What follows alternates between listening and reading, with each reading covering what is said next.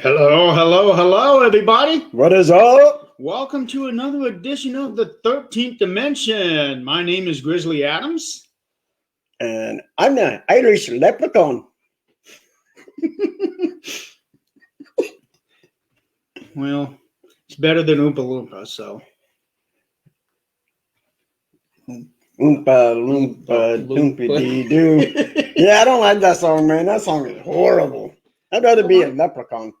I feel like a box of Lucky Charms. Yeah, top of the morning. Top of the morning, too. Yeah. I can't even say it right, dude. Can you do the river dance?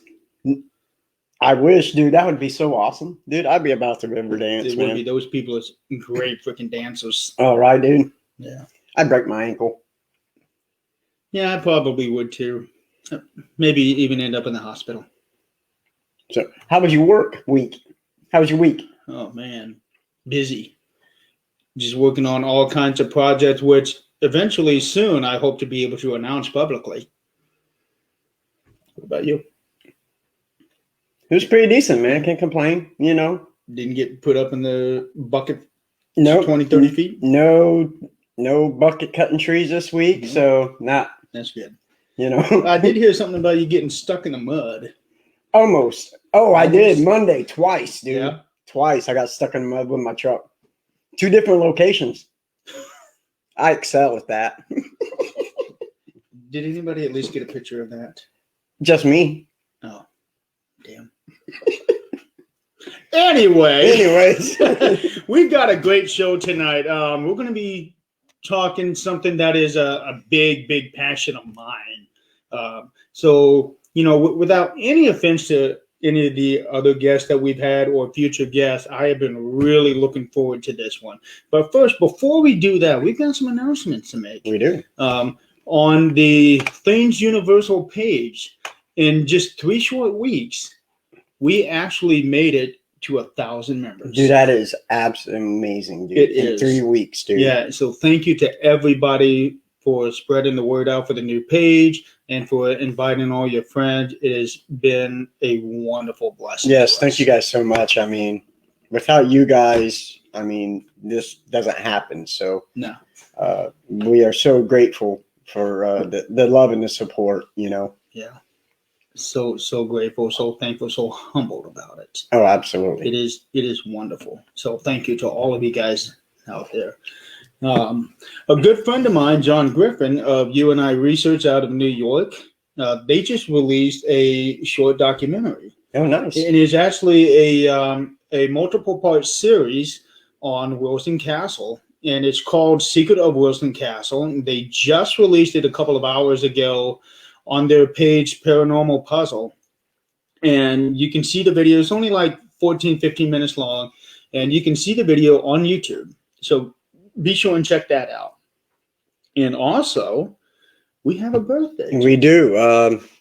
My son, my second oldest, Devin, he is 20 years old today, dude. Wow. So happy birthday, Bub. I love you. Happy birthday. I hope you're having a good day, you know, and you know, and sorry for taking your father away from you. Well, he was working till 8, so we're gonna do a little bit of something tonight. And he was going in an investigation. Really. So we're gonna make that happen. Absolutely. So now, this is going to be a good show. This is gonna be a great show, dude. I'm excited. Yes, dude. Talking to him just before the show, and man, dude, like I said, he elevated all the way up here when he told me some of the groups he loves, dude. I connect with that. That is, yeah. I mean, between you've heard my music, dude, and I've heard your music. Yeah, dude. Mm-hmm. I have to turn my hearing aids off. So, we're going to be talking about music.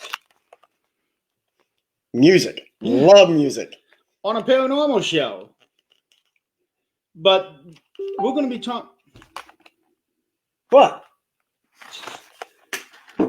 No. Nope. No mug. Okay. Well, anyway, we're going to be talking about music. and the effects that it has on the paranormal field. I'm ready, dude. I'm ready too. And who better to talk about this than our good friend, Ryan Seymore? What's up, guys? What's Hi, up, Ryan? How you Not doing? much, man. I'm doing all right, man. First, I want to say, Scott, I want to say happy birthday to your son, and to both of you in the 13th Dimensions. Congrats on hitting 1,000, man. Thank you. Thank you so much, brother. That means a lot to me. It really does. Nope. No problem. And again, I'm honored to be here, and to, especially like being on a topic with music. I know we talked before the podcast, and like this has been my number one passion since I can physically remember anything that I truly cared about. So this is huge to me. So thanks, man. Thank you for being with us. Oh, I mean, we're honored to have you here. Yeah, with the us. honors are huge. Absolutely, man. Yeah. So tell us a little bit about yourself. I mean, you have a team called Beyond the Veil.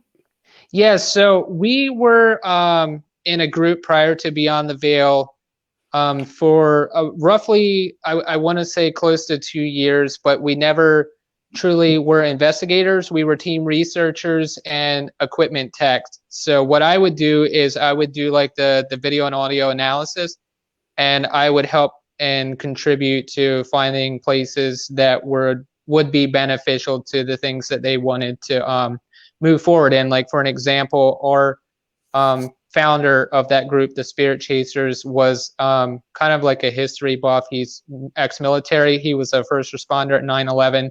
So he was big into more of the like the military history and places of that nature. So they went to battlefields and things like that quite a bit, and that's what they focused on. So once we hit a point where we were a little more comfortable with what we knew we wanted to pursue, we discussed with the other team that we were going to move forward with our ideas, and they completely respected that. So that's when we started Beyond the Veil Paranormal, and that was of this year. And when we started, we're the founders, my fiance and I, Alex, and we are kind of like our own thing now. And what I mean by that is we are the researchers, the investigators, the equipment techs. We do everything from start to finish on our own. And it's not because we don't want other people in the group or anything like that. It's just kind of how we have kind of made the journey, really. So like this is where we stand, and it's just her and I. And it's going great, man. And I'm super thankful we made the move, and we're still in touch with the other investigators, and they know that I'm one call away if they ever need a hand with anything. So that's good, dude. That is awesome. You know, like I get the whole military thing. I myself am a veteran. Tim, our history guy, he's a veteran. And that's awesome, man. Dude, I feel that, man. Any history of a place, dude, I love it. But if it's military or something like that, dude, I'm all about that. But it is awesome. You guys are doing your thing, and you know, absolutely, man. I appreciate it a lot, and that's what like that. I really wanted to like fully express that when we like threw this idea out, that like we wanted to move to things that they felt weren't I guess within their comfort zone. Like for an example, we wanted to do like some of the sanatoriums and some of the local places around here, like the old mills, and work with the the places that haven't really been touched on. So when we talked to them about that, they were like, we completely understand it. We're still really close friends. And I mean, I've even recently talked to them less than a week ago. I talked to Chris, Jim's wife, the co-founder of the group, the Spirit Chasers. And I mean, they're, like I said, they're great friends, and we're always there for them, man. So no hard feelings, and we're still always going to be there for them. We're just kind of doing our own thing and moving forward. So that's awesome. Yeah, that is awesome, dude. You know, I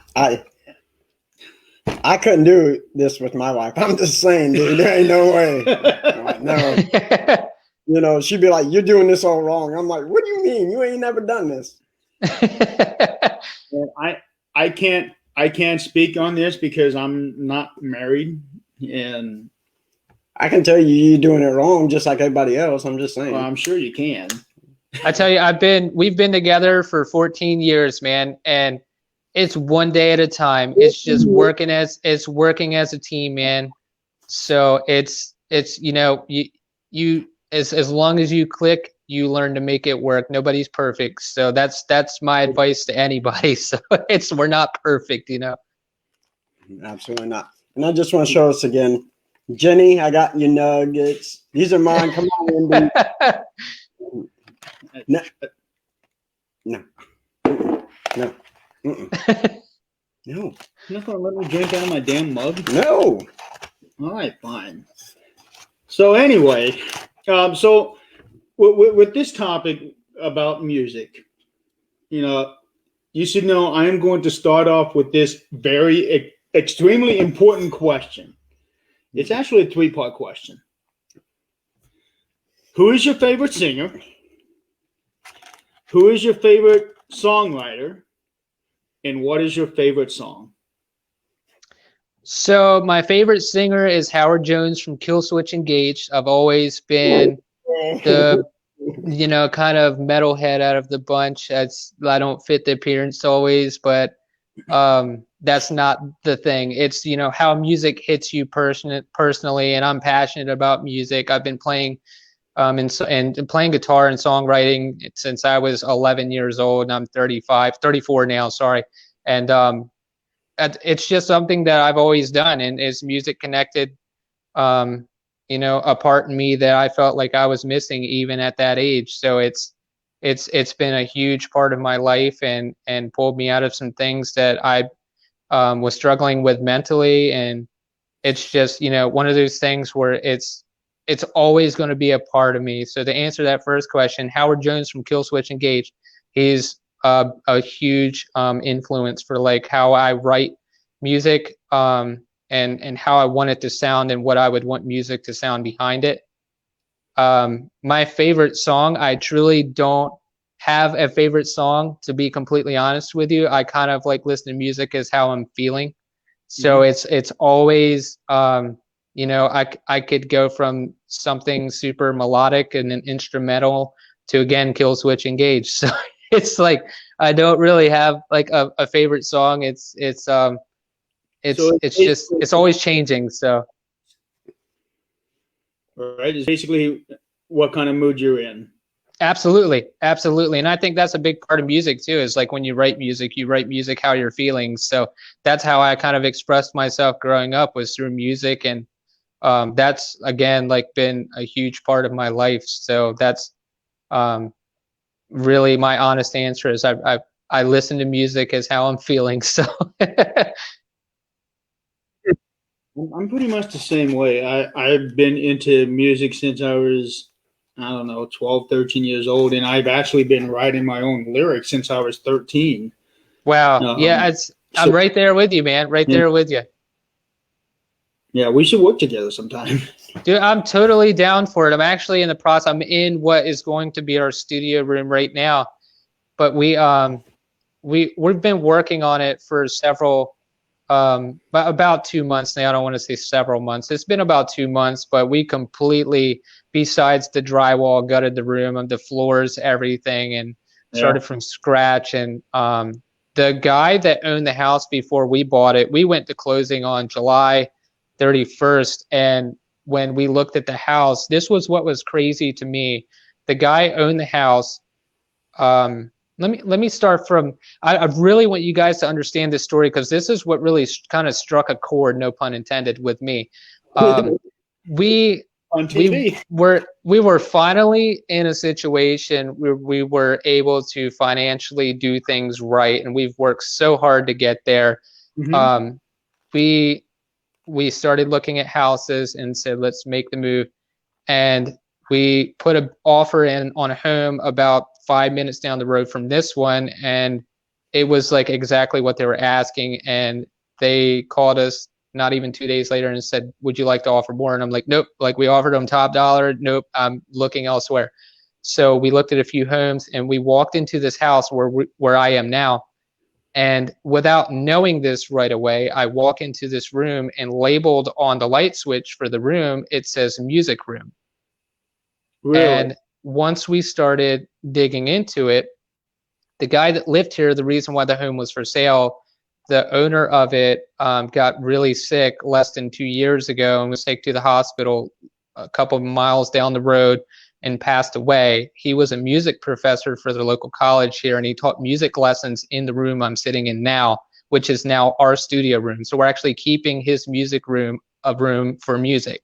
So that's even cooler to me. And when he had this addition built, he actually took sound isolation into consideration. So these are soundproof walls. There's actually soundproofing within the walls.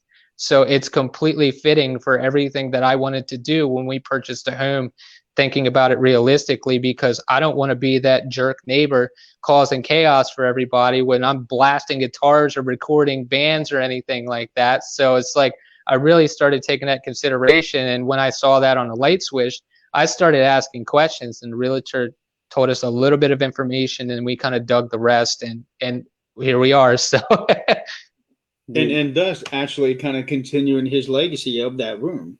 absolutely. And I tell you, it's crazy because it hit me emotionally when I was standing in this room after we bought the house. It's packed full of all their stuff, and it was, I had all of my guitar and my music equipments are in cases, and everything just laying in a pile, and it's that, there's not a thing in the living room but an air mattress, and it's like reality hit. And I'm standing in this room and I'm like, like not super sad because like the guy died, like it wasn't that, like I care, but it was like I was just overwhelmed by emotion. And like when I started thinking about it, this was his passion, and like to be able to keep that has to, amount to something. So like I kind of took pride when we started renovating this, and it's like I hope if he comes to visit, however he does, or if he's somehow like still here even though he died a few miles down the road, like hopefully he enjoys what we have done for this house. We're keeping it a music room, and I'm expressing my passion and keeping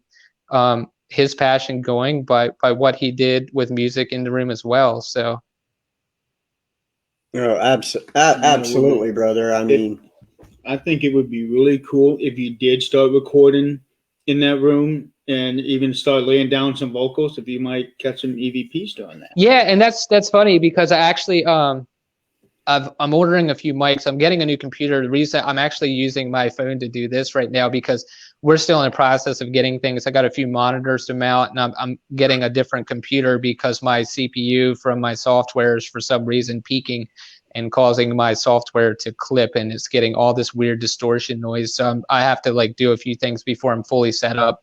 But when I had that computer, it's maybe 3 years. So, but all I use it for is music. So it's not even like anything that I've done crazy on the computer. Like I don't store photos. It's specifically for music, which is even crazier because when I first started using the software that I'm using now, like I use Studio One Professional version 4 by PreSonus for recording, and it's a legit software. This is, for studio, any kind of like analysis, you can drop any kind of WAV file MP3 and do full edits and analyze that and things like that. But I just recently started having these problems with this weird distortion and things like that. But I'm ordering new mics, and I'm planning to run them in this room with my amps that I use and things like that. So if I catch something, I catch something. So and Brett and Emma said it was like you guys were meant to have that house, and I absolutely agree. I completely agree, and I just wanted to say hi to Brett and Emma, and I'm so glad they're watching because I know it's super late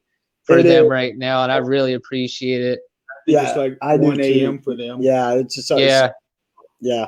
So thank you, Brent and Emma, for staying up for this show. Yes, Brent and Emma and Jenny from Ireland, we appreciate it. And they also absolutely said, if you get a chance, maybe you can play a couple of chords, and I'd be cool with that. It would be. Play some Kill Switch Engage, some Slipknot, Bullet for My Valentine. He can throw some Prince in there. I'd be cool with that too.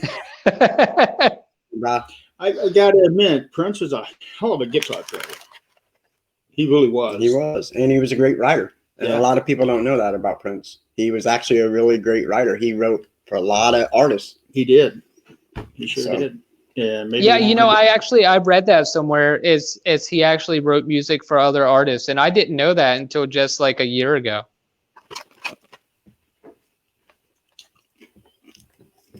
Sorry. Like Sinead O'Connor. Her one song, Nothing compares. Nothing to Compares to You. He Yeah. actually wrote the song.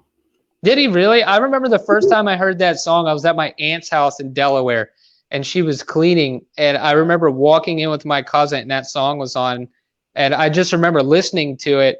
And this was before I even played music. I remember this as a kid. I have this weird, vivid memory as my childhood, and I think that's because of the experiences I had. It was so frequent that it kind of picked up through day to day, but it was weird. But I remember that song being on. So Yep. And, you know, growing up as old as I am in the 80s, man, a lot of good music. But, you know, like with Ryan now, there's, for me, the music I enjoy, there's so many good groups out there. I mean, when absolutely. he said Kill Switch Engage, dude, I was like, yes. I mean, Yeah. Right. Fans me.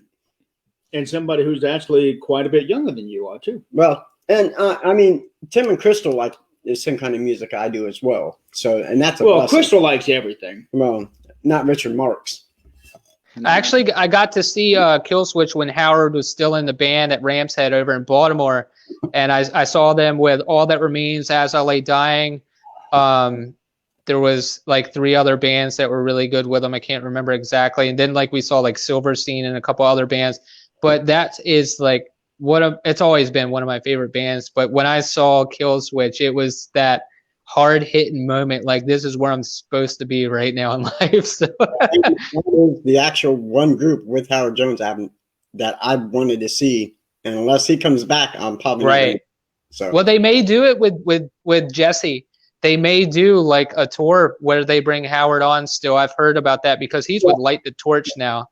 Yep, and I actually heard that, and I mean, I will be there. I mean, I finally got to see Slipknot last year, which was huge for me. So yeah, I'll tell you what, I appreciate a great guitarist. Oh, absolutely, a guitar. It's the riffs, it's the breakdown of the song. That's what I love, is that breakdown. That's why I love heavy metal, dude. Yeah. To me, I would have to say my favorite guitar player right now would be Matt Scannell from Vertical Horizon. He is pretty good, man. Yeah. What about you, Ryan? Who's your favorite guitar player? Adam from Killswitch. I'm seeing a theme here. I am too, man. I am too. And what about you? I'm not big on the group at all, but Eddie Van Halen is just a great guitarist, man. He was a shredder, man. I tell you, just the way that he would write, it was like off the top and off the wall. It was like you couldn't match it. You could not match it. It was almost like improv style solos. It was just one of those things. Even if you didn't like it, you had to respect it. Right. And that's, for me, that's the way it is. I mean, because there's been a lot of great guitar players. When you look at people like B.B. King and I mean Roy Orbison, I like him. I didn't like his music, but Robert Johnson, you know. So I mean, yeah, dude. I mean, yeah, and it's funny because with Robert Johnson, because there's that mystery behind him, right? Oh, and Sinister Gates from Avenged Sevenfold, dude rocks. Yeah. Yeah. Let's see. Prince, also another great Prince guitarist. was a great guitarist. Yeah. There's another great guitarist whose name isn't very well known, but his name is Paul Warren. He was just basically a band player for many people. He was never like a star of his own. He always played in other people's band, and I'll tell you what, that boy could throw a riff. I'll tell you another one, if you guys haven't heard of him, is Steve Vai. He was a big influence on me with songwriting growing up as well. Yeah. Yeah, Steve Vai, was a hell of a guitar player. I almost said football. What the heck? Just because we were talking about football just before we started. So, yeah. Wow.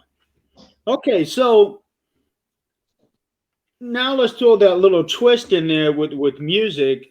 And, there are some people out there that incorporate music into their investigation styles. Yep. Right. For example, what our team has done, last year at Waverly Hills, we started actually playing on radio period music from the 20s, music from the 30s, from the 40s, 50s, just to try to stir up some reaction. And we even had a couple of our members do like a ballroom dancing type thing down the hallway on the second floor. That's very awesome, man. Yeah. Now, we didn't really get much interaction out of it, but I still thought that was a really unique idea.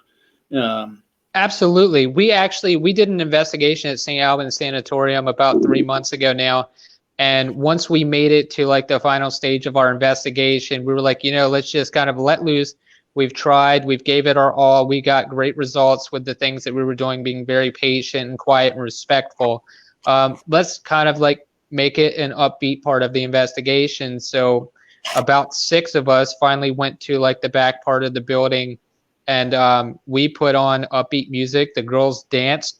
And they basically had a party in the back room, and they got multiple hits on their recorders with people talking over the music. They had hits on their EMF meters, things like that. And I think it's, the energy in general. It's, you're bringing positivity and positive energy to an investigation. Why would you not benefit from that? So it's again, a huge part of what people should be thinking of and thinking outside of the box. Like maybe we don't just, need to be there asking like, why are you still here? Maybe, think outside the box and say, would you like to hang out with us and spend some time with us? I know people have only asked you questions. Would you like to, let loose and have a good time and not worry about anything for a little bit, since you've, potentially stuck here? So.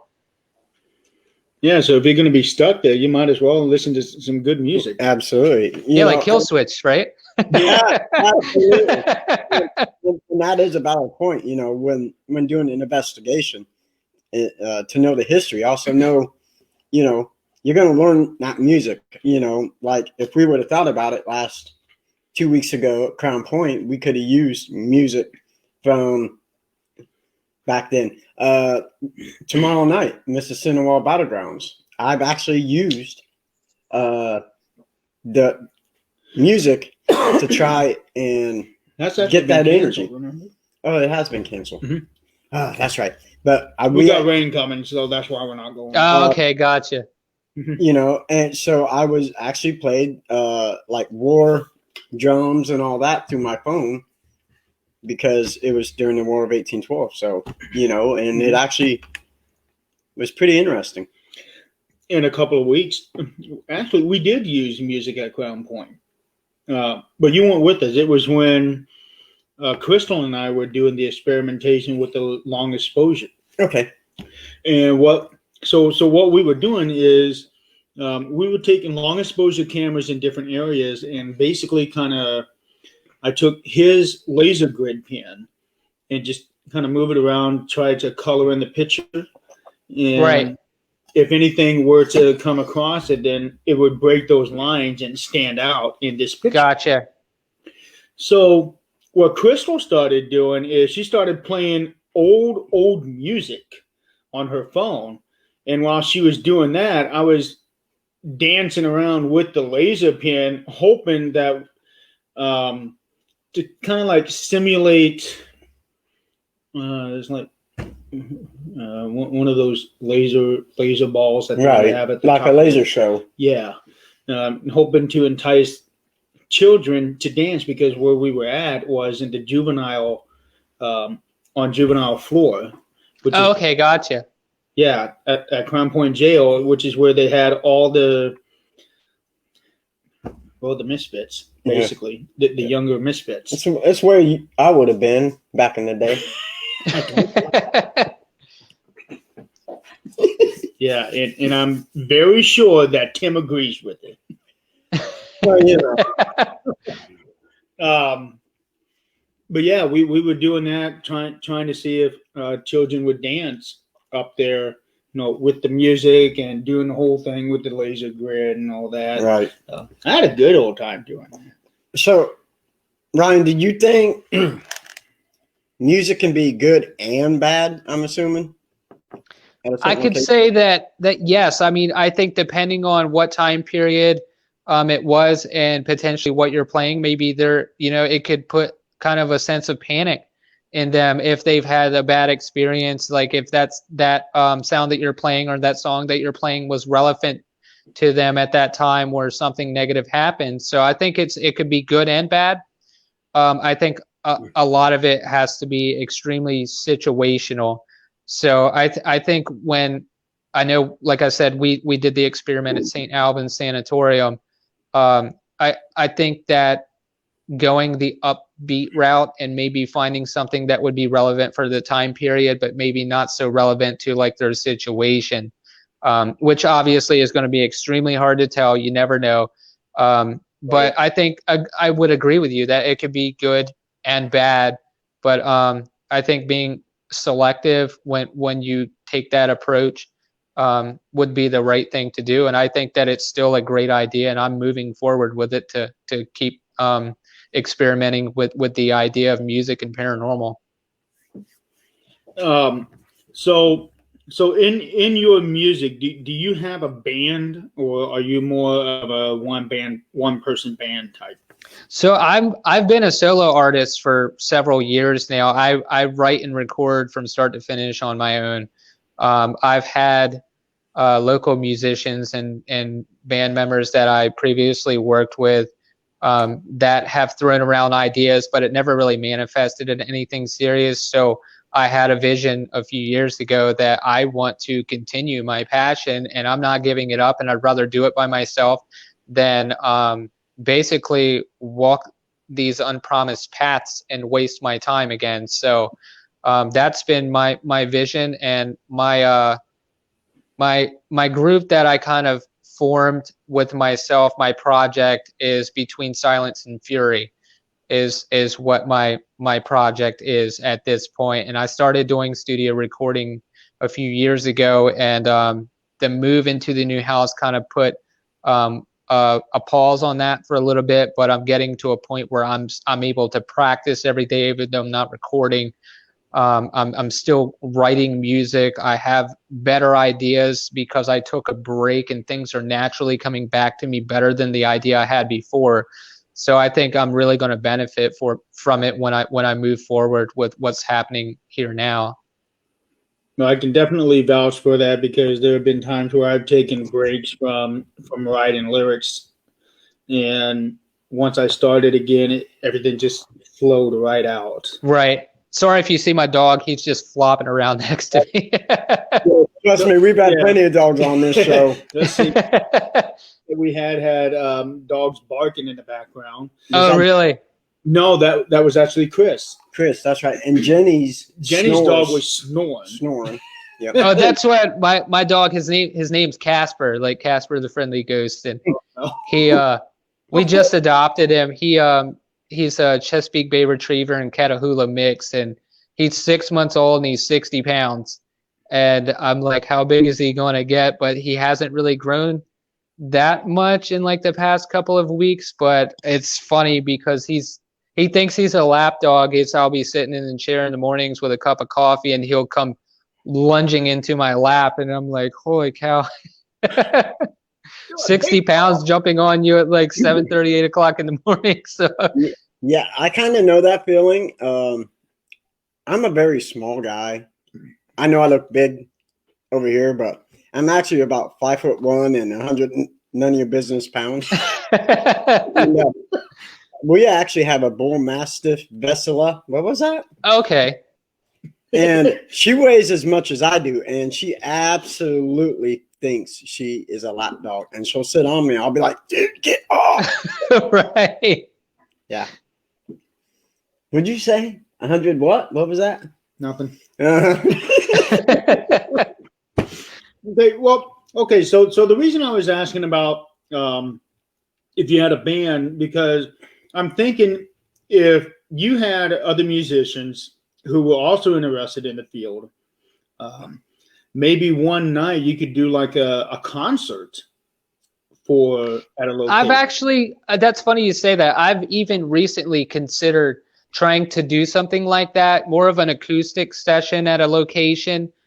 We have one right down the road from us that's it's the only thing that I've ever heard of it being on is a ghost walk, which isn't even in the building.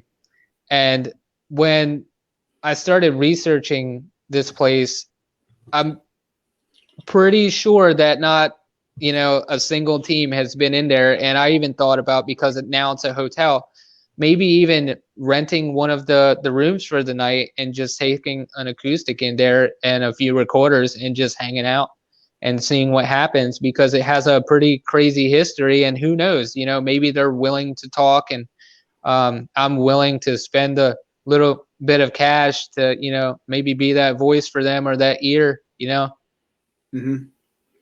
Yeah, because I think that would be Brent, that's just wrong, dude. But I don't know why you would say that about me. dragged down the street. Well, would you rather be dragged down the street, or would you want to go dancing down the street with Mick Jagger? I'll dance in the street. He's a big dog, dude. Gravel hurts. I live in the country. Yeah. Sorry, brother. I didn't mean to interrupt you. No, you're fine, man. Yeah, we're going to be throwing music into this one. I've been looking forward to this for a long time, Ryan. Hey, you never know. Dude, same here, man. Like I said, I don't get to talk about my music passion a whole lot. I kind of bore my fiance with it every now and then. And I call her in the room. I'm like, hey, check this out. And she's like, oh, yeah, that sounds pretty good. And then out the door, and that's about it. I'm like, well, I had another one to show you. So it's like, I don't get to express this. I don't have to talk about music, so.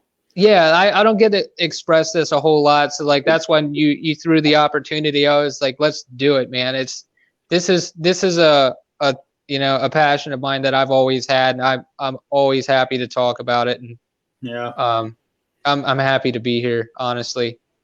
And figuring out ways to incorporate music into the paranormal, that's like that's my top two things right there. It really is. Absolutely. Please. Really, Tim? Really? No, that was Crystal who said that. No, Tim brought up the tutu. Really? You had to bring up the tutu, man? Really? I mean, if you've seen the Halloween special, you probably – well, no. I mean, it's on his Facebook.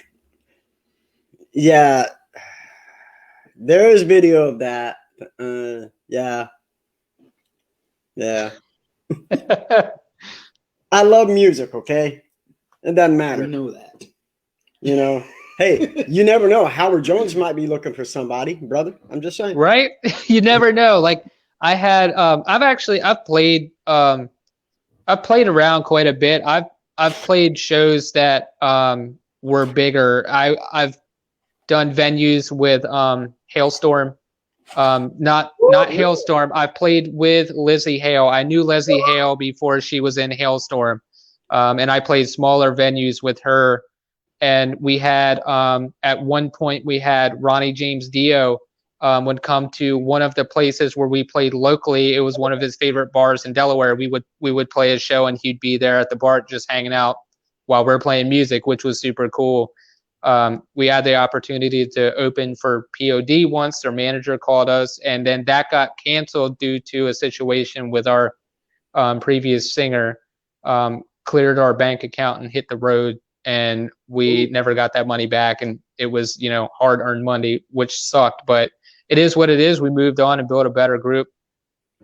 We were invited to Warped Tour in 2006, 2005 or 6, I think it was. We were invited to Warped Tour, and we did an EP release show, and our drummer quit on stage, so we weren't able to do that as well. So it's like all these patterns kind of kept me here, but I still played shows that were pretty big. We were on several radio shows.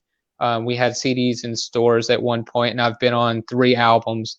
so far with several bands, and including radio shows where they put multiple bands on one CD and released it at local music shops. So I've always been, doing things. It's just I've never really left the area to make it a bigger movement, if that makes sense. Yeah. Right. But dude, that is absolutely amazing. Mm-hmm.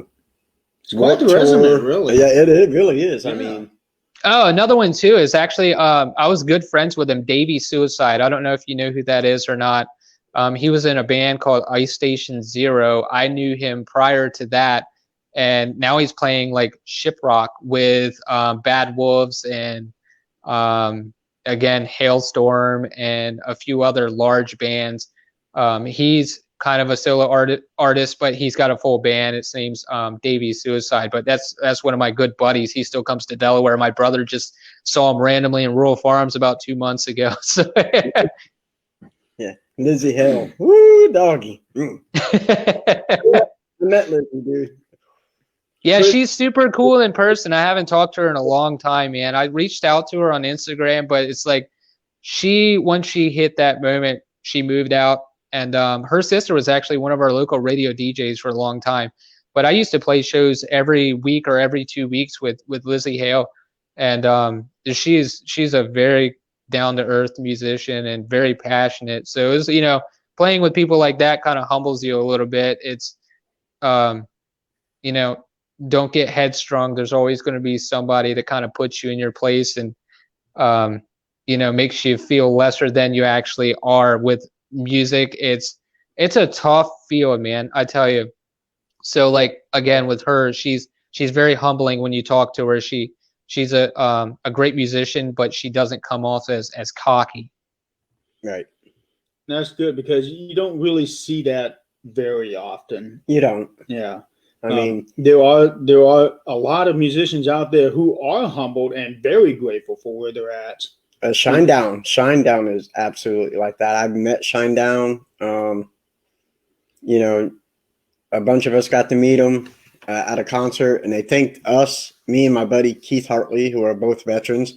They are actually thanking us. I'm like, no, dude, like, thank you, dude. Like, you guys are, and they're like, it's got people like you are the reason why we do what we do. And yeah, they're just so down to earth and humble.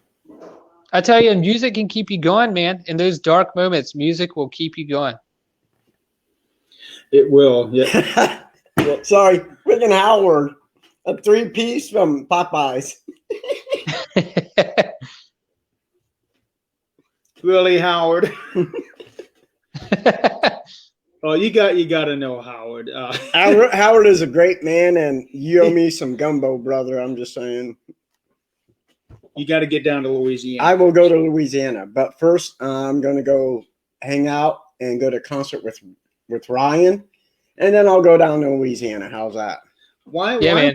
Why would you go to a concert with Ryan when you can go to a concert featuring Ryan? Dude, I'd rather do that. I would do that, dude. Yeah. I would go watch Ryan play anytime. Thanks, man. What you do, Ryan, is do like a virtual concert. Like a full set. Dude, that'd be awesome. Not man. You've been doing lately. Do a full set. Right. I'd totally be down for it. Yeah. Dude, that'd be awesome, dude. I would watch that.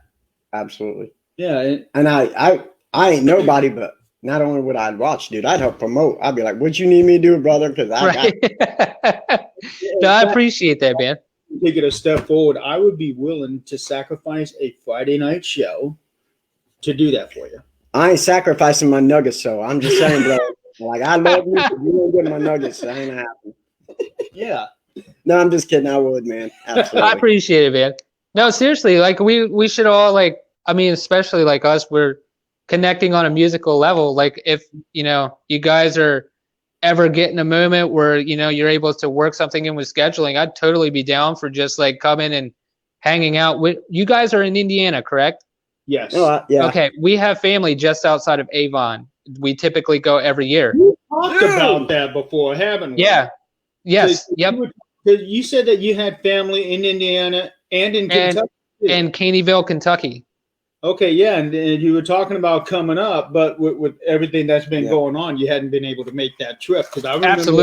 Absolutely, yeah. We typically it's we haven't been in a little while because of everything going on, but Caneyville, Kentucky, and then Alex's grandmother is in Caneyville, Kentucky, and then her other grandmother is just outside of Avon in Indiana, and then we also have family in East Taos, Michigan. So we're always traveling. It's just making that schedule meet, man. I'm willing to work with anybody, and I'd love to come see you guys. So, yeah, that would be awesome, dude. That'd be, dude.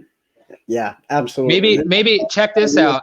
Yeah. How about we try to plan something so I can bring some music gear with me? I'll even bring like my full wireless setup with the interface and mics and things like that. A couple guitars, and we could do some experience at Waverly. Dude, absolutely. Yes. Hey, now, I used to play drums, right? Did you really? I didn't know that, man. I suck, but yeah. I used to have a drum set in my garage. Dude, the cymbal is bigger than you are. So? So was the bass, but, dude, it was horrible. Wow. Yeah, I sounded good in the headphones. Music is, like you said, music is a good stress release. It is. It is, man. I tell you, again, it's always been my it's my medicine, man. If I got a bad situation going on, or if I'm struggling with something, music has pulled me out of it. So, and for me, like I said, being a veteran, I'm an ex-correctional officer. So, I've learned, there's a lot of anger and just some nasty stuff in this world. Mm-hmm. And doing those kind of jobs, you kind of start feeling it and relating to it. So, right. A buddy of mine was selling his drum set, and I bought him. I can see you singing Jailhouse Rock. No, I did not sing any. What about Folsom? That Johnny Cash song. I don't. Folsom County Blues or Folsom Prison Blues. No, I know. No, no, you don't sing those in prison. But when you get that anger, when I used to get that anger all the time, dude, I would go outside and put my headphones on, dude, and I would go to town on the drums, and it's just. That was my release, Right, absolutely. And my release had always been writing lyrics and even singing my own stuff for the a cappella albums that I do. Right. In fact, this last one that I did back in July, it was a huge, like a depression reliever, because most everybody know that I was in a very bad state over the summer. Yep. And when I did that, it kind of pulled me out of it. Right. And I feel for you there, man. I've struggled with anxiety and depression since I was a kid. And I've been diagnosed with it. I was on medication for a while for depression. Ooh. And again, music pulled me out of it. And it's nothing to be ashamed of. We all have our mental struggles and spots in life where, we need that extra bit of help. And even, things as little as listening to a song that you can connect with to pull you forward instead of backwards. So, yeah, I connect with you there, man. I've struggled with that as well. What I really like about music is that it's kind of to me it's universal. It is, and it's timeless. Absolutely, I agree, man. Because I can take a song okay, this needs to be said. Oh my God, it's not about Richard Marx, is it? No. Okay, it's actually about Bob Seger. I think it's Bob Seger. Old Time Rock and Roll? Yes. Okay, so he was ahead of his time when he made that song, but the production levels that they had at the time did not do that song any justice. Because I believe that if he had recorded that song even in the 80s, late 80s or 90s, the production value would be so much greater. Right. And that's the thing. I think a lot of bands, especially like older bands, I really think that like a remastered version of these need to happen, because you don't get that punch or that kick or that emotion in music and the older production like you do with the current music industry. It's so advanced now that you can physically feel it. Right, because I have always felt old time rock and roll was weak production wise, but the Right, song is great. Right. It is a great rock song. It's just that it was way before its time. right. I agree. And just so you know, Ryan, when I'd go out there and pound on the drums, the one song that I tried to play was End of Heartache. Yeah, that's awesome, man. That was one of the first songs we covered in my old band was End of Heartache. Yep, I would sit there and try to do the double bass, and yep, that is the one song I would pound down on. It's awesome. I tell you, I'll forget if I don't say this now. There's actually, I found it on YouTube just like 2 days ago. There's a link, and I don't even know if I'm like allowed to like promote this or say it. It's called Kill Switch Engage. It's all piano versions of Kill Switch Engage songs. It's Dude, like super mellow. It's called Chill Switch Engage. It's so cool, man. Awesome. And I'm just going to throw this out there real fast. Crystal, that is dirty, bro. That is dirty. Well, what'd she do? She's throwing a picture up on the page. No. No. Which one, Crystal? And Jenny says, put them all up. Jenny says, you are a breath of fresh air. Yes. He is, dude. Thank you so much. I really appreciate it. And I really appreciate you guys listening and coming on and having me on. It's like, I don't get to chat about this stuff much. And when I get to, I try to like give everything I can and honestly, like say it as honest as I can. So it's nice having somebody that connects on a musical level to speak to like this. So appreciate you guys a lot.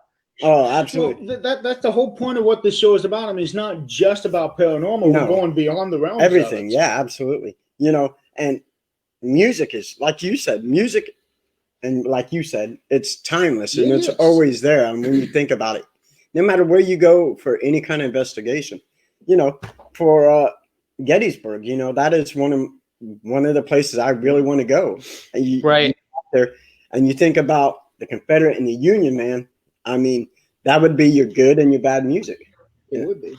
You know, we actually have an investigation tomorrow night. We were packing right before I got on, getting everything ready, and it's in Columbia, Pennsylvania, and it's at the Samuel Miller Mansion and then the Art and Print Shop, and the history is crazy. And we have a couple of, I don't want to say it live right now because I don't know exactly how it's going to work out, but we have some ideas, and I'm definitely going to kind of try to input, like put the music part in there as well for these locations because there was so much history behind it.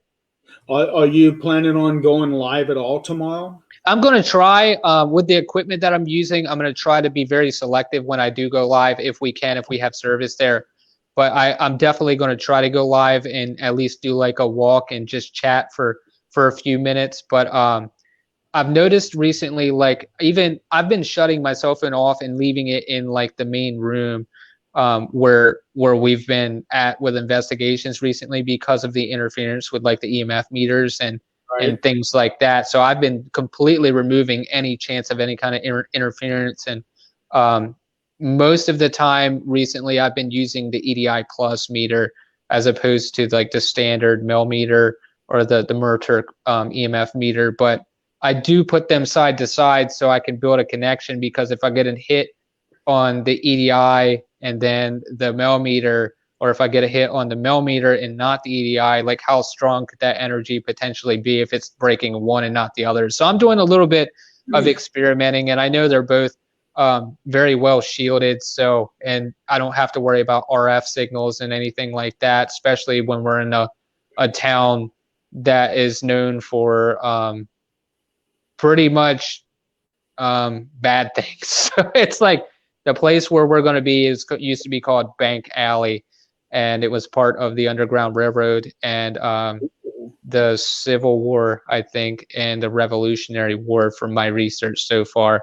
So there's a lot of stuff going on there, but I don't want to say too much, but we have some stuff going on. And again, I'm going to be very selective with equipment I'm using when I go live, just so I don't interfere with that. Yeah, absolutely.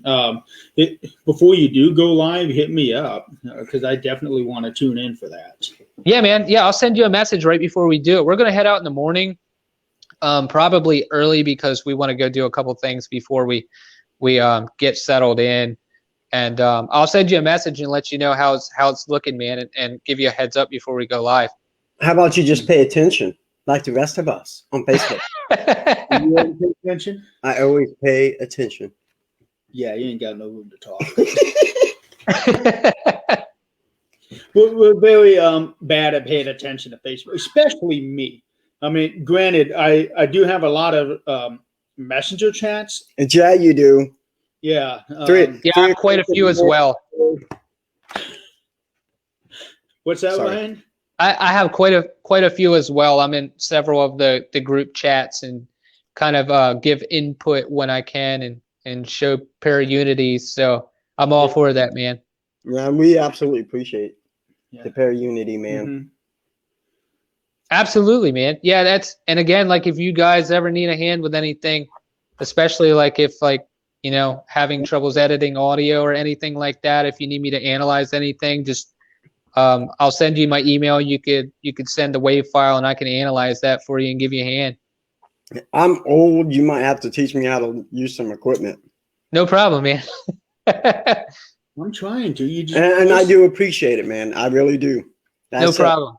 You know what my favorite piece is right now. So.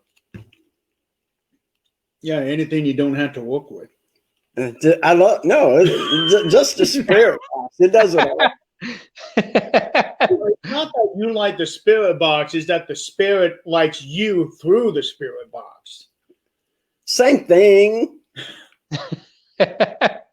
Long story behind that. That's okay. Sometimes. We're going to have to, because now that we've said it, people are going to be wondering it for them.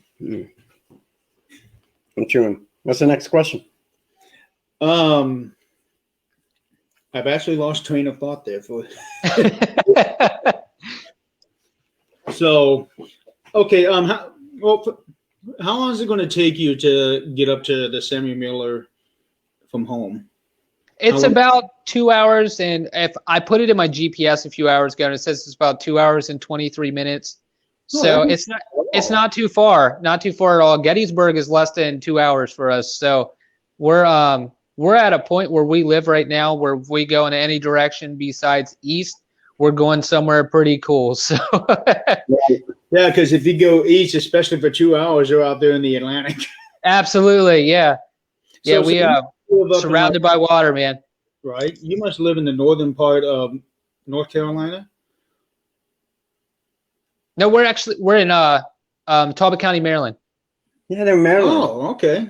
You're way off. I am. You're way off. I was thinking he was in North Carolina. No. Were you ever in North Carolina? No, my aunt used to live there, but I never did. You didn't do your history. Apparently not. That's right. I didn't either. I just listened to what he was saying earlier. Your mouth shut. Which I'm not. So You are. oh well. So now I just saw stop. And it was it's the nuggets kicking in, man. Dimensions is not only does anything technological doesn't work, apparently our brains don't either. No. It happens to the best of us, man. No. Well, especially that one time when I called him Scott Smith. Yeah. You did.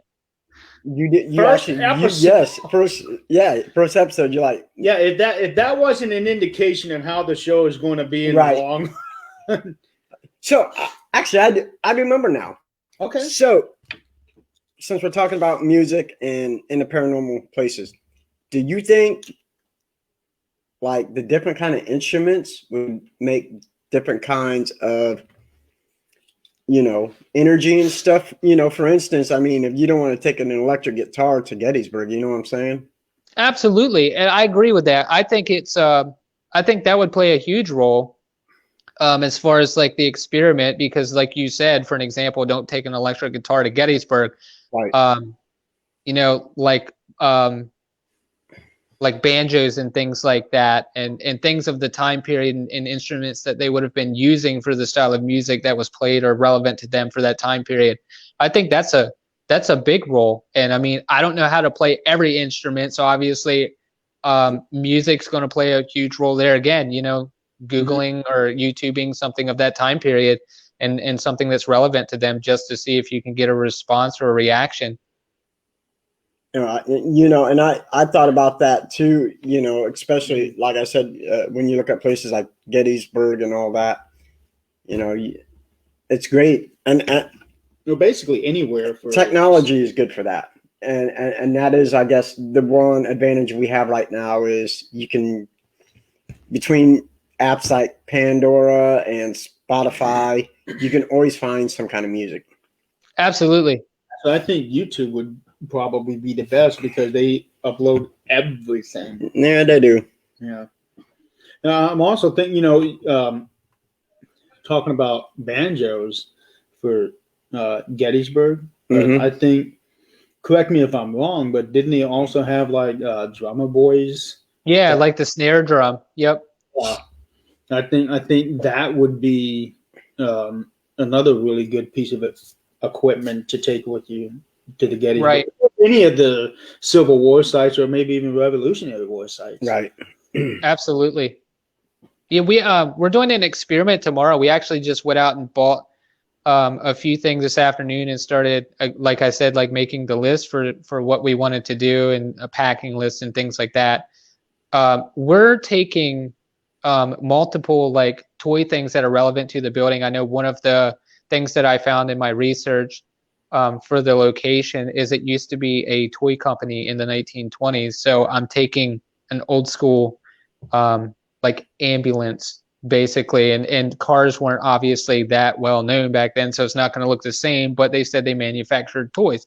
So I'm taking a toy ambulance, and I'm going to set a camera with it, and motion detector and an EMF meter, and I'm basically going to leave it and say, you know, if this is what you used to do, can you make that move? If you know you're uncomfortable doing that with us here, we'll give you some space, and then I'm going to run a camera for an hour and see what happens. So I know that it was also an umbrella company, so I'm taking an umbrella with us, and speaking to them and saying, you know, this is what they look like now, things like that. So, you know, finding things to connect with on a level, just in case, because you never really know who's in the building. It doesn't, you know, take a death in the building for it to be haunted. It could be the land.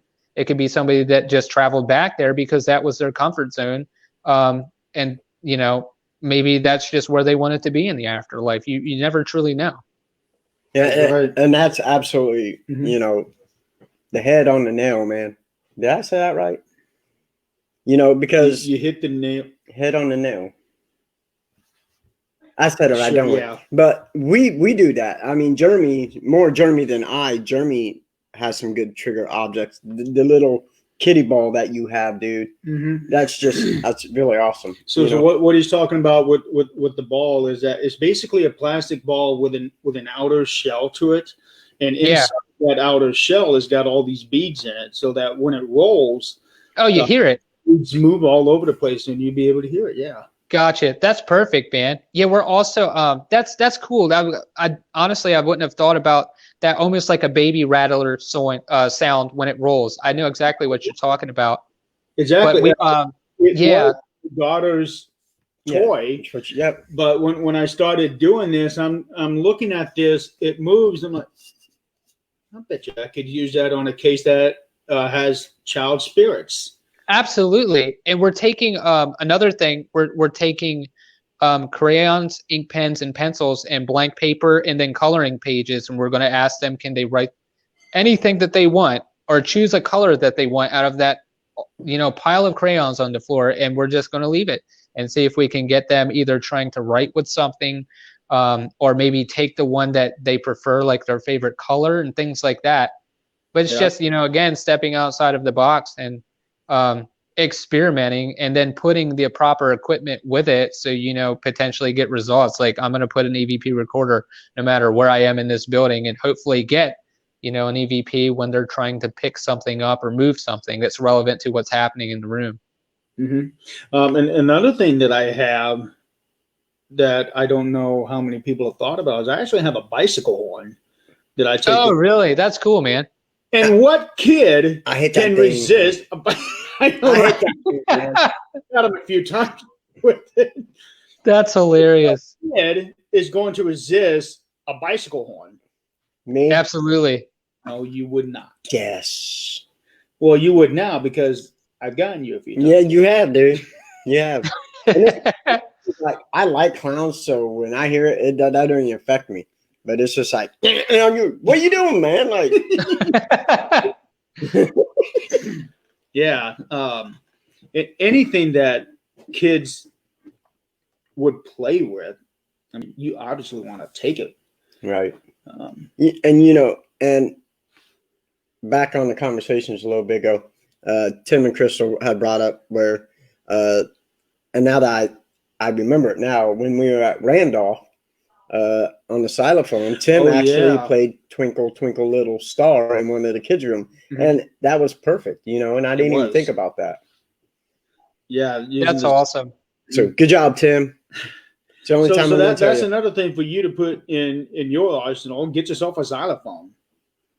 Yeah, that's a good idea. It's little things like that could be getting you that response that you're asking for. Mm-hmm. Or you could even use that for one of your recordings. Right.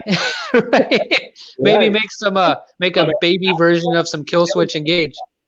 Right, dude? Didn't even catch that. What? I said make a baby version, like the little xylophones and little kids instruments for like some kid version of Kill Switch Engage songs. Dude, I would love to hear my Christian. Here's a good question. Yep. Have you ever used a harmonica on an investigation? No, and I have one with me. I just found it. That might be worth taking with us too, because that would have been one of the instruments that they would have played. So that's a good idea. I'm glad you said that. Actually, I just found it like a couple of days ago. Right on. So I don't know about you guys, but I have to ask: would you ever go investigate Never Never Land? I'd absolutely do it. Yeah, dude. Yes, I would. I think it would be like really awesome, man. But would you play his music? Would you play the Jackson 5? Kitty music? Sorry. Bad. He's terrible. You want to be my new co-host? I got you. There we go. But I'm going to Kill Switch Engage. How about I just squeeze right in with all you guys and just. I would absolutely love that. But on a serious note, I mean, when you think about it, if he was to go to a place like that, Well, if my thinking is, if you're going to do a musician's house, not only would you be playing that person's music, but I would think that you should also play the music of the people who influenced him. And see, right. that's what I was wondering, because with like Michael Jackson, the younger years with the Jackson 5, he had a very abusive father. So that made me wonder if you would have played that kind of music, Jackson 5, dude. I wonder if that, and I'm not saying he's there, so don't y'all think I'm saying that, but that could really anger something. You know what I'm saying? Like, dude, could set it off and bring back those memories of the abuse. Brent just said you can't. Right. You can't sack the king of nuggets. Thanks, Hey, Brian. Brent, I may not be able to sack him, but Crystal can. Crystal's his boss. I tell you a place where it's kind of like a bucket list for me, and it, who knows, it could happen, it could not, but Dimebag Darrell was a big influence for me too, and he got shot on stage, and I've just always had that thought, like, is he still there? Is he like at his home? Did he just move on? Like, that's just always something, because it was like such a tragic ending. but he died doing what Right. he loved. And they say it was painless. He didn't suffer, that it was instant where he got shot. But it's like, you have to think, like, could that, could he still be there? So I don't want to say like a whole lot on it and get stuck on that topic, but it's just, that's the little things that I think about. Like, then that would be one of my favorite places if I had the opportunity to investigate if he was still there. So Right. Absolutely. And I actually got to see Daryl Dimebag play with Pantera did you really? back in the day. As a matter of fact, Pantera was my very first mosh pit I ever got in, dude. It was amazing. You were in I bet it was, man. Yeah, I still get 40 something years old, and I was in a mosh pit last year at Slipknot, dude. I had no problem getting in a mosh pit, dude. Were you also one of them guys that they carried throughout the crowd? Up there? I have crowd surfed many times. I've been punched in certain spots for accidentally kicking people in the back of the head, but hey, it's all fun and games. All part of the show, man. It is. Hey, Howard, I will go investigate Popeyes with you, and you can check on the sandwiches, and I check on the chicken nuggets. Yeah, forget the chicken nuggets. I want spicy chicken sandwiches. Spicy chicken I sandwiches. have some in the freezer, man. What? Yeah, I should have made some. I would have just like sat here and ate them, made you guys jealous, picked on you. Emily, I would have jumped. Sorry, Emily, I would have jumped in the mosh pit with the Spice Girls too. I'm just saying. Forget jumping in the mosh pit with the Spice Girls. I'd jump in there with the Spice Girls. Okay. I'm not saying anything bad. Especially Posh. Posh. She's hot. Yes. You're looking at me like, which one? Sporty, okay? I like sporty. I was actually just thinking sporty. I like sporty. Yeah. She's spunky. She is. Oh, and Jerry. Jerry was hot. Which one? What was her name? Baby. Was that it? Victoria. Scary. Yes, I know them I all. remember her. Wow. She was scary. Can we send a nugget over to Ireland? Sorry, Jenny. We already done that trick. Stop talking about food. Sorry. Food is our thing, I think. It is. And believe it or not, we are not sponsored by Wendy's. We're not.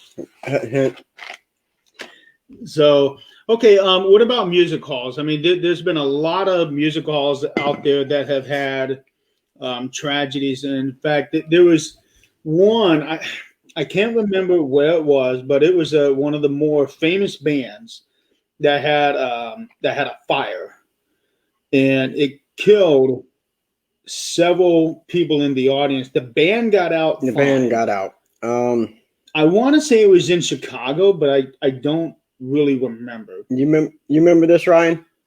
I don't. It was a famous band from. Was it Great White? I think it was. I think because I'm thinking it was Great White. Yeah, because I wanted to say that it was a band from who started out in the late 80s. Yep, and I'm pretty sure I think that's who it was. Yeah, and somehow there was a fire and it ended up killing a lot of people in the audience. Somehow the whole band was able to make it out just fine. Right. I think. Right. Wow, that's horrible, man. What's that? I said that's terrible. It is. In a place like that, I think would be good to investigate. Yeah. Yeah, it would be good. It'd be hard, It would be hard, especially for like us, who are so deep into the music the way that we are, Right. But to go into a music hall like that with that kind of a tragedy behind it, Right. it would be. I hard. agree, because like you're connecting on like a musical and like passionate level as opposed to just being there as an investigator. Like you're connecting on that level that they went out with, basically. So I agree with that. Yeah, because that kind of a level is not something that you would get every other place that you would go to. This would be something very specific, almost like an isolated investigation. Right. There's a I want to say it's like a theater, I think it is, or opera house. It's right down the street from where we're going in Columbia, Pennsylvania, and I've read just today that there was an Indian slaughter there, Hey, like 200 years ago, basically. But there was an Indian slaughter there in like where this opera house is now. So that might be on one of the places that we look into maybe going back the next time too. So I think we need to get over that way. Yeah. and I tell you, man, like I tell everybody I talk to, I'm all for para-unity. My door is always open for you, man. I got bed ready, the grill's on, beer, you name it, I got it. I'll have a place to investigate. Dude, I'm down for that. Mm-hmm. I may have to bring my own beer though, because I'm kind of picky. I like my craft beer, so There you go. I got Devil's Backbone, do some Guinness, got all kinds of stuff, man. You name it. I guess that would make me the designated driver.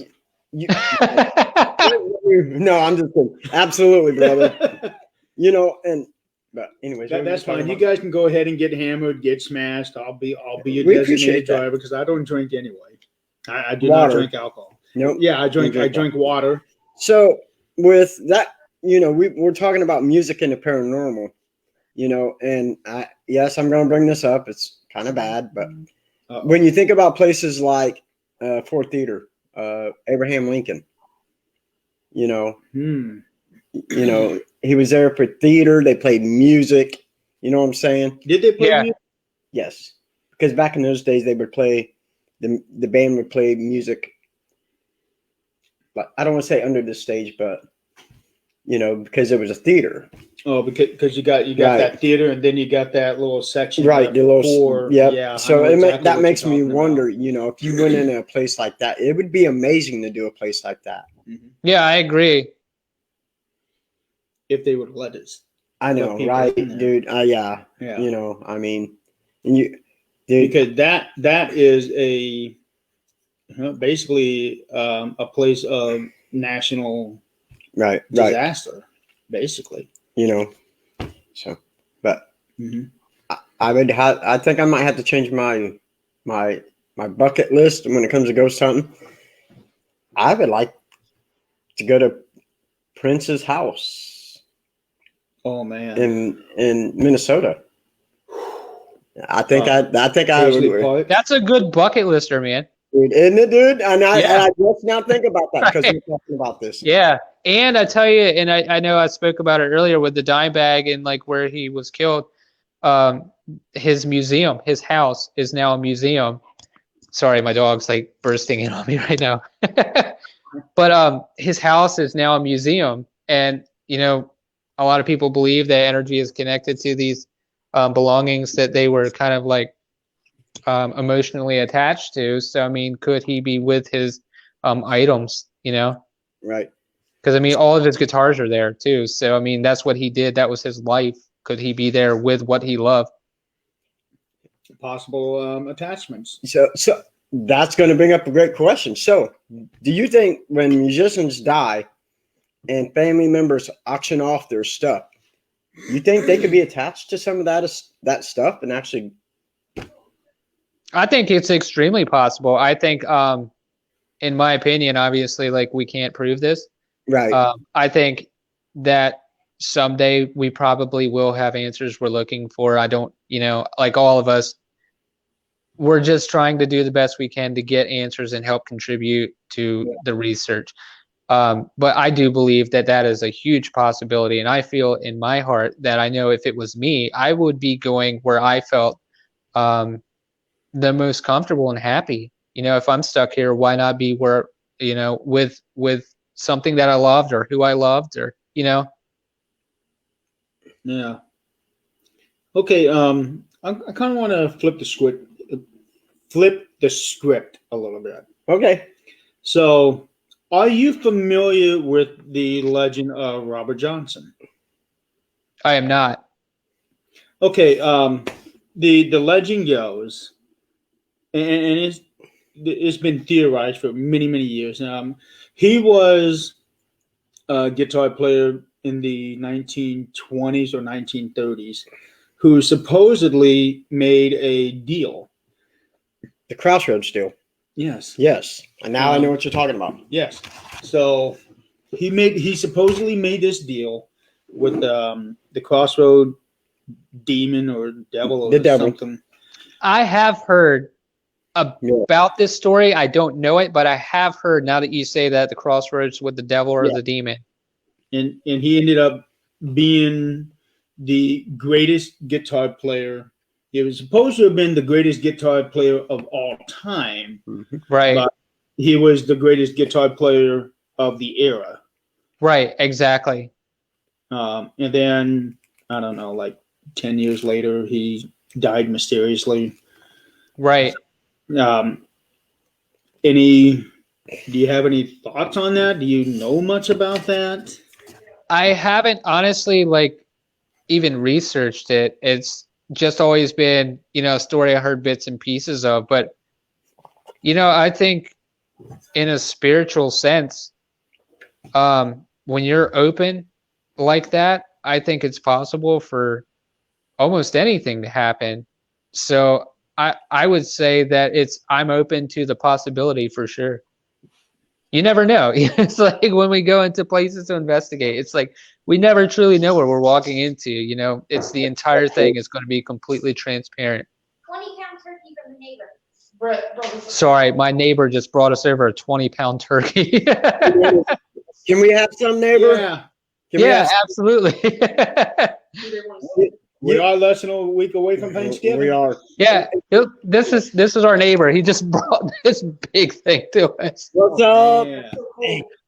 It's completely frozen too. And it's interesting you bring that up because I do believe at one time, I don't know, I can't remember if it was Netflix, if I can say that, or Hulu, if I can say that one. Said that. But there was actually a documentary on that, and where the people, it was looking at both sides of the story, where people were saying, yes, this actually happened. And there's the other side, people saying, no, it didn't happen. And dude, yeah, but no, I know that. I know that legend. It's crazy to think about too. But when you really think about it, we're going into places where a lot of people don't believe in anything, really. I mean, some people could probably look at a paranormal investigator and say, excuse my language, but you're full of shit. You never know. Right. So, I mean, to think that that's a possibility, right. I think it's a rational thought in a sense. I mean, anything, to me, I believe anything is possible. Do I truly believe in everything? Absolutely not. I think a lot of things are misinterpreted. But I'm completely open to possibilities. I think having an open mind in a lot of cases is kind of the best way to go, because when you're closed off, that's when you stop learning. That's, in my opinion, that's when you stop learning. And I'm always wanting and looking for new ways to continue to move forward. That's just my opinion, but I'm the same way. I tell people all the time, I'll never say I don't believe this is real, or I absolutely do believe this is real. Right. That I believe in the possibility of this being real. Absolutely. There's a solid chance, Exactly. And in this field, I believe anything is possible. And it is, because, I mean, when you look at the Crossroads, they actually made a movie with Ralph Macchio called The Crossroads, and it's based on that, dude. It really is. I haven't even seen that one. You haven't seen it? The only reason I knew about this particular legend was on Supernatural. Because Supernatural uses the crossroads with the demon. Yes, absolutely. But yes, there is a movie with Ralph Macchio, and it's called Crossroads, and it's based on that fact. I just learned something today. For me, that's even sadder. It is sad. Yeah, dude. Yeah. Yes, I'm inviting myself for Christmas dinner.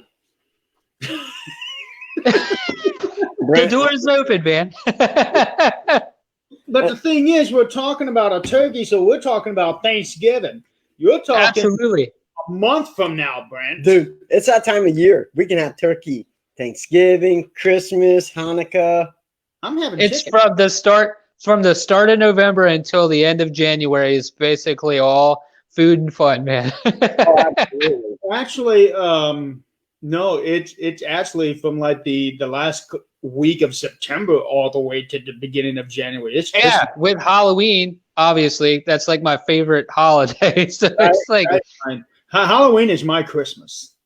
yeah, same here, man. We go all out every year. We've built like 16 by 10-foot buildings in the front yard. We go all out, man. You know, Yeah, I decorated big time here. As Scott can tell you. he did. Yeah, and yeah. I used to. Believe it. Mm-hmm.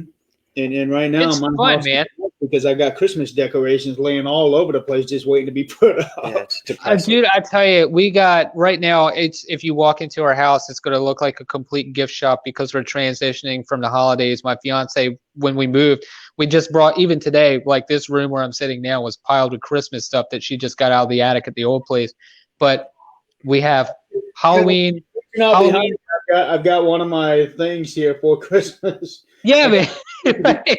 Yeah, we have Halloween, Harvest, and Christmas up right now. It's completely chaotic in our house right now, but we love it. You guys don't decorate for Thanksgiving? Yeah, we got Harvest up too. Harvest, I kind of see more towards. I don't know. I guess it could be for Thanksgiving. Eating, Well, that too. like chicken, like nuggets and turkey and green beans, casserole. I'll just take the chicken. Okay. Actually, for Thanksgiving, I'll probably make my spicy enchiladas, and they are spicy. Mm. Repeat, you're. I don't know if you can handle that. Did you eat some of the stuff? Have you seen some of the stuff I ate? Yes, I have. Okay. I'm just saying, bro. That's what I'm saying. I don't think you can handle my spicy enchiladas. Why? You gonna put a Carolina Reaper in there? Well, no. Okay, then this game. But at least my enchiladas won't. Well, I'm not even going to go there. Oh, right. Okay, I'm tracking. You know exactly. I'm trying. Okay, yeah. Yep, that right. little lollipop you Just, it's not gonna pull my teeth out. Then it's not my hot. enchiladas won't. Okay. How? See, this is funny. We were talking about music. Now we're on food. Yeah. Right. Well, I had to bring my fiance brought in the 20-pound turkey, so it's I blame her now. Oh, that's awesome, dude. I mean, you know. Oh. Yeah, we got some, and we just, like I said, we just bought the house in July. Our neighbors are so nice. We couldn't have picked a better home. You know, I got my music room that was already a music room. It's my daughter has little friends in the neighborhood. It's a safe neighborhood too, and it's, you know, all the things clicked. I mean, you just saw it. Like our neighbor brought a 20-pound turkey. Like we couldn't ask for anything else, man. We're in a spot in life where we're just grateful for everything. And not many people are. Right. Or what? Grateful. Oh yeah, they're not. It's sad, but today, especially in today's world, there's not a lot of people out there that are grateful for anything. Well, I just like it how, you know, Ryan is such a big, huge music lover, and he found a music professor's house with a. Yeah, what are the odds in that too? And it was by complete. It's like by complete accident too. It's like, you know. Yeah. What are the odds? You know, exactly. I mean, it's like you were predestined to have this house. Right, and absolutely. And Brent said that earlier. He said it's like you guys were. It was meant to be for you guys. Right. Like when we walked in here, like it struck me. Like I remember getting goosebumps and a little emotional. Like I felt like this was the path that I was meant to be on. You know, if that makes sense. Like I felt like I was where I was supposed to be in life. and not a whole lot of people are able to get to that point. Right. Absolutely, I agree. And not to judge I love how anybody. we got It's people like talking I do see that, like, it's just not my style. Like, I'm just super grateful, but like I see people that aren't, kind of taking things into perspective and being, I guess you would say, a little unaware of their actions, and maybe they'll hit a spot where they'll get their eyes open and it'll be a game changer. But I mean, I've had that since day one, so I've always been taught to be grateful for what you have, work hard for what you want, and things like that. So when I walked in here, I was like, this is where I'm meant to be, and it struck me so hard. So that's why I've been working so hard in this room to get it prepared for my plans and what I want to move forward with. But it's, again, when you have that feeling, it makes you work that much harder.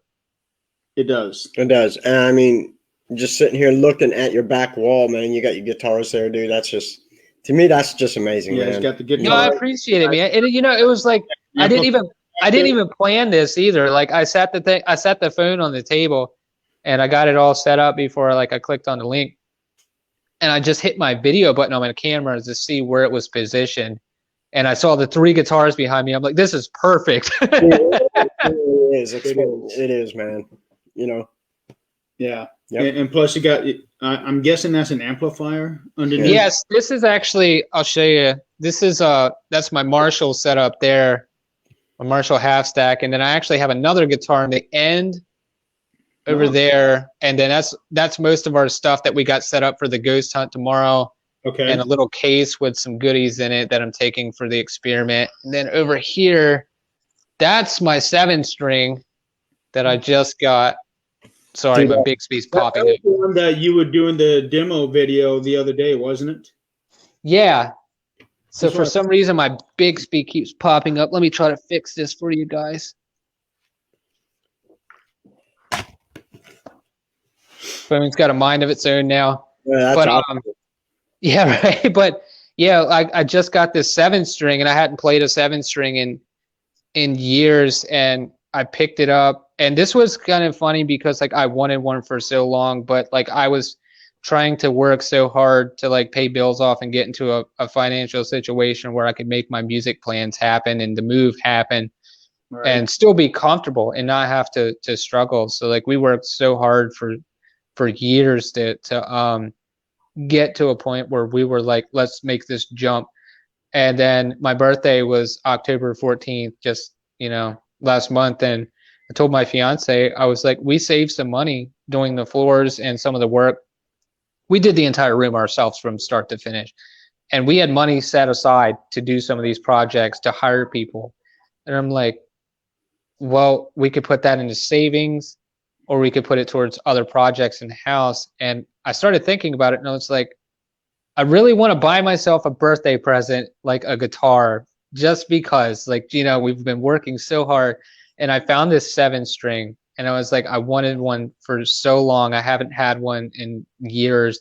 And I found it, and my fiance was like, I'll match you on it for your birthday. So we went half and half, and it came in the mail literally on my birthday. So it's here I am in the music room on my birthday with a 7-string guitar in our house. It's just again, reality sets in, the emotion sets in, and it's again, I felt like I was this is where I was meant to be in life right now. So, and I'm actually kind of beginning to relate, because I think here, just in these last few weeks, and with what certain projects that I'm working on now, I believe finally I'm starting to get to where I'm supposed to be. You feel that click, man. When it happens, you feel that click. Yes, you do, and especially if it's with the right set of people. Right, absolutely. I agree, 100%. This guy here is one of them. What? Nothing. I was reading comments. I was reading comments, Ryan. I mean, you can read it. Yeah, believe it or not, Good. I can read. I mean, But yeah, I'm finally starting to get to that point where I feel like I'm starting to do what I'm meant to do. that's because you needed that push. It's a good feeling, man. It is. It really is. And I really do hope soon in the next few months I'll be able to announce some of this stuff. I do too. Yeah. Well, So- I'm certainly looking forward to hearing it. So Okay. And now speaking of hearing, Yes. so we've talked about incorporating music into the paranormal field. Have you thought about trying to incorporate the paranormal into your music? I've actually written songs about kind of, I guess you would say, like somewhat spiritual, like being in like a third person point of view, or being in a room like you're invisible as if you were a spirit. I've written songs like that as well. Awesome. That is awesome. And you think about, there's actually some songs out there that kind of incorporate that. I mean, look at Hotel California by the Eagles, man. That one is. I mean, That might be the best song to come out. Yeah, that's. you got that. You got Superstition by Stevie Wonder. I mean, they're just. I'm not so high on that one. You ain't superstitious? No. You should be. I'm not. Yeah, it should be. Yeah, especially when you're around.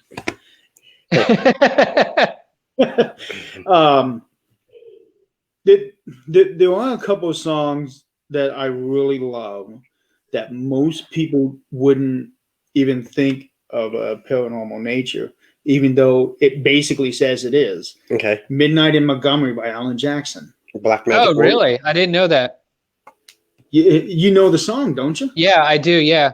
So think about it. The singer is talking about going to the gravesite and being greeted by the ghost of Hank Williams. I Right. remember something about that. You It's know like, what? and that's things that a lot of people don't pick up on. Like some people just see it as lyrics or a song, and like you make that connection, and that's, you really start seeing and getting into like what they really had going on in their mind when they were writing these things. Yeah. Now, I Or don't maybe know. like he was writing that in like a third person view. You know, like maybe like he was the one that wanted to be there. Maybe he felt like he needed to speak to them because he had that connection. So you just never know. There's so many possibilities. Right. Yeah. So a song like that. I mean, yeah, it was a good country song. It was a good hit for Alan Jackson. Right. But most people, for whatever reason, don't think, okay, this is a ghost story. Right. This is a paranormal song. Right. Well, Midnight in Montgomery has been one of my Halloween song staple for years. Oh, is that why you brought it up? See, one of my Halloween songs is "Waking the Demon" by Bullet for My Valentine, because it just talks about. There you go. Yeah, and of course, there's a lot of more the heavy metal bands that incorporate the supernatural into their lyrics. They do. I mean, Yeah. Like a White Zombie, if I remember correctly, that most of their lyrics were inspired by the old classic, or Right. not classic, but the old independent bad horror films. Yeah. Yep. A lot of them were. Yeah, and they definitely showed it in that one video, More Human Than Human. oh yeah, absolutely. Yeah, I love Which that is song. also a great song. It really is. Yeah. And not just the lyrics, but the music. Yeah. I mean that guitar riff at the beginning. I mean that was awesome. One of the better riffs I've honestly heard. I mean, teach their own, but yeah. Yeah, It but I'm is not good. talking about when you're writing your own lyrics. Right. I'm talking about music. Do you write music and make them sound spooky? Yeah, I like so when I write, I typically like to make more ominous music. And that's just kind of how I feel. Or it's going to be like super powerful and heavy. And so like it's again like it's a night and day depending on how I'm feeling, but typically I'm either writing heavy or super melodic and eerie and mysterious. So See, that kind of music I really love. Right. Yeah, especially if it's melodic, right. is what I really like, because to me, you're putting more thought into it. Absolutely. And that's another thing too, is like I like having intros into my songs, or like parts in it where it's like a kind of like a breakdown of the song itself. So you get those points where it's just not a rush, here it is, that's what you get. It's there's thought put into it, and Right. and you feel their emotion in the music, and you get a stopping point every now and then to like really experience it. So like, if that makes sense, I know it's just kind of how I feel as a musician and how I've always written, but it's I like having different parts to relate certain things to, especially with intro music. So that's what I've been working on recently, is intros to some of the songs that I've been writing, and they're pretty cool. So I haven't shown anybody several of them yet, but I'll be posting when I get some of them completed. Oh, you better, because Yeah, man. we want to hear some music from you, man. Yeah, we do. I like a lot. Yeah. Right. We can play a tune Especially for us.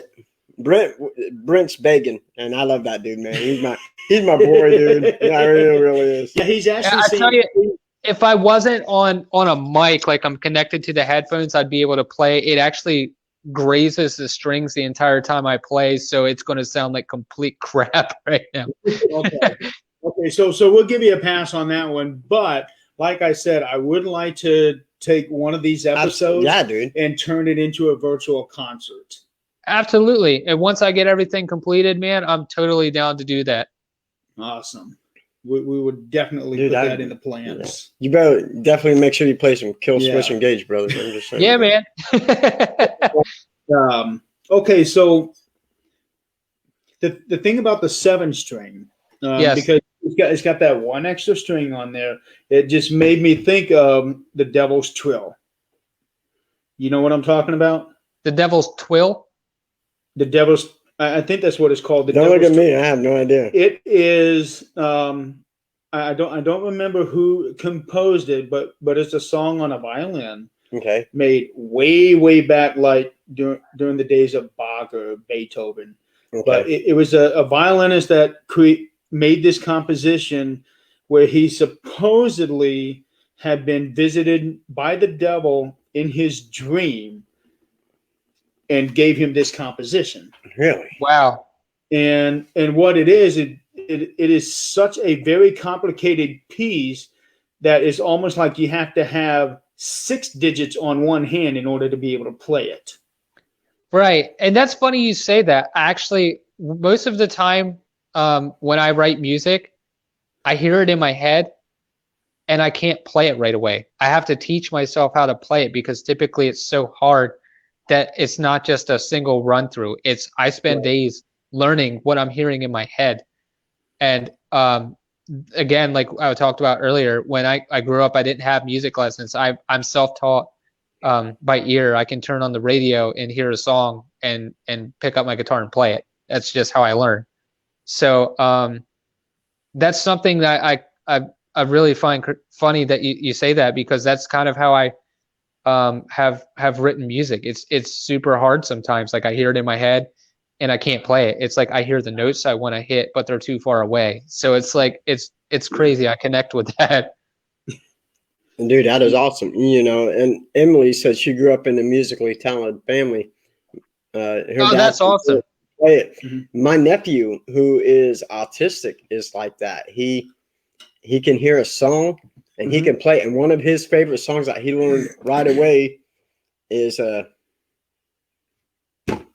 Disturbed. Hello, Darkness, my old friend. Oh, yeah. I know which one you're talking about. Yes, and he actually plays the Disturbed. Oh, it's The Sound of Silence. Sound of Silence. Thank you. My mind went blank. That's and he can play it, dude.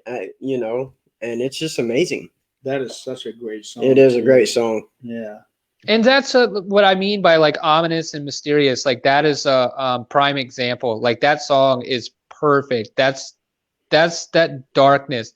in music and that emotion. And that's why when I write, like, can you just imagine thinking as like, you know, somebody writing music, how they must have been feeling when they wrote that song? Like, that is deep. I feel that way about songs. It's like they wrote that song about me.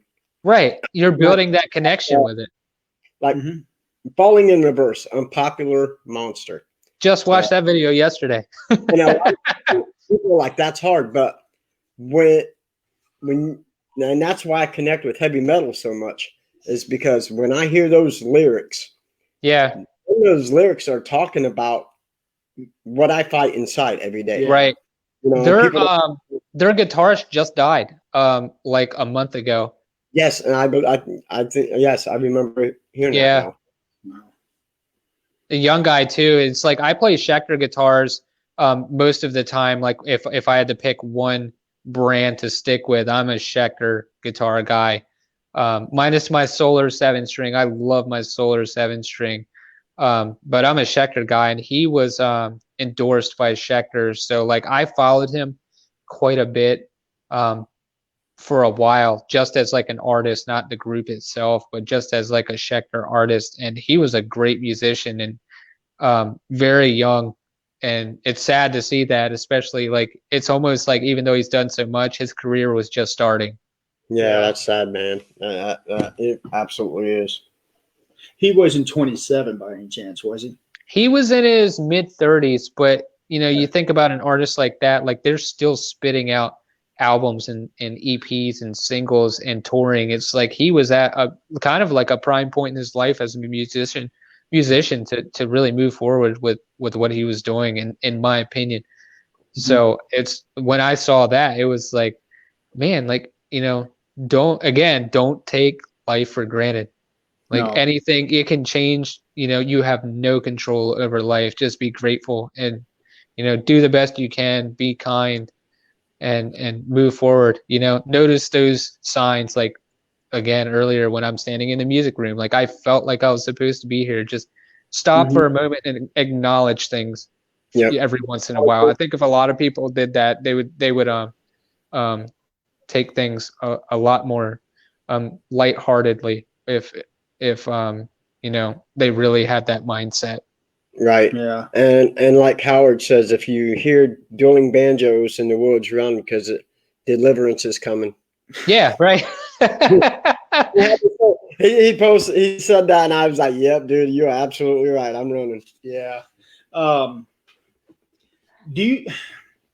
This one's a weird one in the musical field, especially with the younger musicians who have died. Because if you look at some of the more influential ones who had died in their prime, right, the age of 27, right, yeah. I think Amy Winehouse was one of them. Kurt Cobain was one of them. Right. Yeah. I want to say Jimi Hendrix, but I'm not. I don't know if he was 27. I'm not sure. Yeah, I'm not sure either. But it seemed like a lot of the big names who died was at that age. Right. How can that be? It's the price of fame. That's what I'm going to say. It sounds sad, but it really is. I mean, yeah, but it's such a big coincidence that they were all 27. Right. I mean, 25 or 28. You know. Okay, one final question that I have for you. When you're hearing a song in your head, do you hear the entire production of it, or are you just hearing like an acoustic style of it? I hear it's crazy. It's probably going to sound crazy. I hear the entire thing. I hear it typically with lyrics. I feel the heaviness of it or the melodic nature, especially like if I'm hearing like an intro with like vocals. I hear the drums. Like I hear the full composition in my head sometimes, and it's like it's the coolest feeling. Yeah, because one of my lyrics that I have, I hear the entire production of it as if it was coming out on CD. So you know exactly what I mean. It's the coolest thing. Like I got goosebumps right now just talking about that. That's why You, I you asked. can There is one lyric of mine that I have called "Misleading Myself." I hear everything. The melodic structure of the guitar. I hear when the bass kicks in. I know exactly how the drum is, especially the right, snare. And even the differences in the sound of the drums between the three choruses. Right. right. I hear it all from start to finish, and the whole song itself in my head is 4 minutes and 54 seconds. Right. Right. Yeah, I know exactly what you mean, man. I'm not the only one who hears that in my head. If you Right. hear your own stuff, Absolutely. Yeah. That's like some days I come home, especially like if we're just running out to the store or something like that, and I'll go straight, like I'll unlock the back door and I'll come in and I'll just grab my guitar, not even say anything. Sometimes I leave the back door open on the truck and just go right at it because I feel like I have to play this or try to play this or record this because I'll forget. But sometimes it's like it sticks with me for weeks or months and it's like the entire composition. So I connect with you big time on that. do you have any? I do. I got one last question, and I need to know who is your band? You know what I mean? Who's your guitar player that you want? Your singer, your drummer, your bassist? Who you got? So Our team. it would basically be like me in Kill Switch. It's like it's the perfect mix, man. It's like everything that I want in music. They're melodic, they're heavy, they're you get that passionate, hard hitting feel. They got the clean vocals and then the heavy screaming. It's just everything that I want in a band. If I had to pick one thing to build, it's like they're the A team for what I would basically want to have as an outcome. Band. Right. Absolutely, bro. Mine would be a little more complicated, but I'll do that in the after show. All right, sounds good. What we have left. So anyway, okay. Well, we appreciate you being on here with us tonight, Ryan. Good guys. Yes. This was. Thanks for having me, man. This has been great. And I honestly, like anytime you guys want to do this, even if it's a different topic or you just want to FaceTime, we can chat about music off camera. Like, I'm totally down for any of that, man. Absolutely. I am too. Absolutely, dude. Hell, we might even commission you to write up a theme for us. Let's do it, man. All right, brother. Yeah. Sounds good to me, dude. We're even talking about Okay, so we're going to go ahead and tell you good night for the audience, and we'll do our final thoughts, and we'll get back to you. Well, thanks for sharing everything with me tonight, guys, and I appreciate everybody that's watched and tuned in and took the time to listen to my life story, basically, with my music and how it's inspired me to do paranormal investigations and how I present myself during paranormal investigations when I'm applying music. So a lot of people listening to you tonight. I really appreciate it, guys, a lot. And I again just want to say thank you. And if anybody wants to reach out to me to chat anything about music or paranormal, my inbox is always open. Yep. All right. We appreciate that. We want to thank you so much for being with us tonight. Yeah, thanks, man. I appreciate it.